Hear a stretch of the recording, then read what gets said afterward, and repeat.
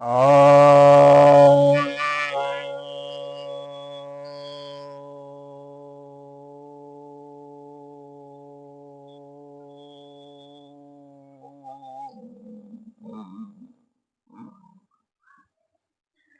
सभी भक्तजनों को सप्रेम नमन।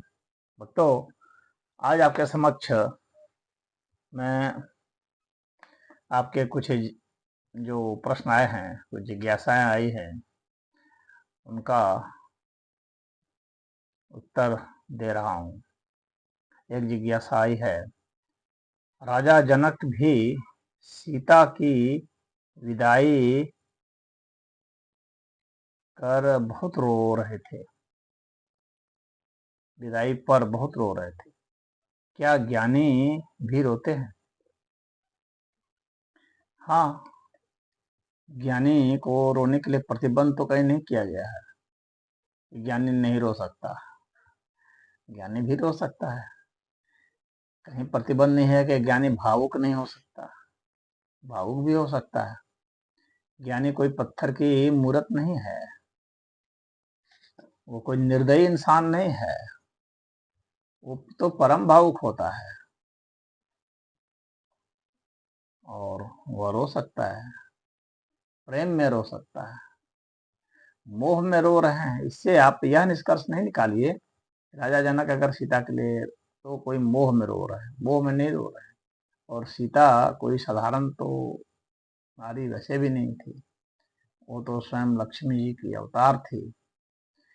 तो देवी के लिए तो कोई भी रो सकता है। तो आदि देवी थी, तो उनके लिए उनके प्रेम में रोना ये तो सौभाग्य की बात है। कुछ लोगों को ही यह नसीब होता है। तो ज्ञान तो बहुत कम है उसके सामने में। ज्ञान को आप बहुत बड़ी चीज मान रहे हैं कि ज्ञानी थे तो इसलिए नहीं रो सकते, तो ज्ञान तो बहुत छोटा है। जो प्रेम है वह तो ज्ञान से ऊंचा है।